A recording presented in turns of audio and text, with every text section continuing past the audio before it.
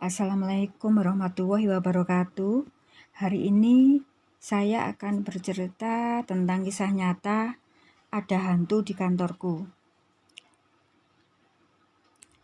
Hari Sabtu sudah menjadi agenda wajib aku bertemu dengan Mas Bima.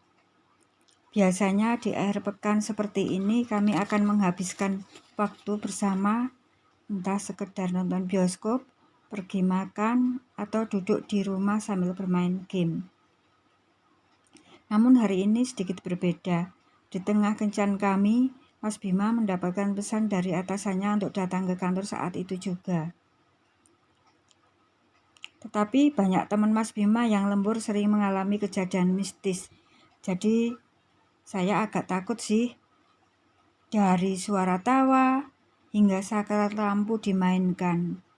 Entah benar atau tidak, namun bagiku yang penakut cerita tersebut cukup mengerikan apabila dialami sendiri. Tenang aja, hibur Mas Bima ketika kami sampai di depan kantornya. Ini masih siang, mana ada hantu. Ya Mas, udah nggak usah disebut, itu nama terlarang, potongku. Ya udah yuk, aku mengangguk mengikuti Mas Bima. Sesampainya di ruangan, memang terasa seperti seram ruangan Mas Bima yang langsung berhadapan dengan kaca. Cahaya matahari yang terik membuat semua kesan seram dan menakutkan lenyap. Aku dan Mas Bima sama-sama menghadap ke arah pintu. Sebenarnya aku ingin langsung bercerita kepada Mas Bima bahwa mendengar suara pintu terbuka disusul dengan langkah kaki mendekat kemari. Namun aku terlalu takut karena katanya mereka akan tahu saat dibicarakan. Tepat di seberang gedung perkantoran ini merupakan parkiran. Sejak tadi sama sekali tak ada henti-hentinya mobil lalu lalang menunjukkan banyak pengunjung mal di akhir pekan.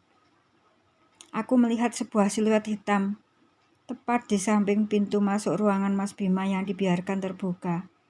Siluet tersebut tak begitu jelas, tapi aku tahu bahwa itu adalah makhluk asing. Aku menundukkan pelan kepalaku, berusaha agar tak terlihat jelas mengetahui kehadirannya. Aku ditanya Mas Bima, "Kenapa, Rin?" "Anu Mas," kataku terpotong, "bosan aja." Lanjutku tertawa menutupi kegugupan hatiku yang masih bisa kurasakan. "Sabar ya, ini tinggal tunggu konfirmasi email aja. Kalau udah oke, bisa langsung cabut kita." Aku mengangguk. Belum usai penampakan siluet hitam mengganggu pikiranku, lagi-lagi suara pintu terbuka dan langkah kaki mendekat kembali terdengar. Entah dengar atau sengaja mengabaikan, Mas Bima tetap sibuk dengan layar komputernya. Aku tetap duduk dan tak bergeming sekalipun mendengar suara itu berulang kali. Rasanya terlalu takut untuk memastikan dan beranjak dari kursi. Mas Bima menatapku bingung. Sebenarnya sudah jelas bila dia bingung. Karena ini masih sore, masih pukul 3. Bahkan matahari masih bersinar terik. Lalu Mas Bima menyalakan lampu. Hatiku terasa lebih tenang sejak lampu menyala.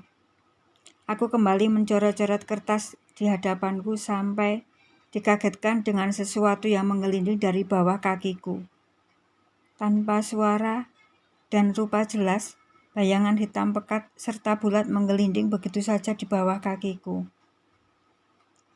Namun seolah sia-sia jantungku masih berdetak kencang dan perasaanku takut masih menyelimuti hatiku.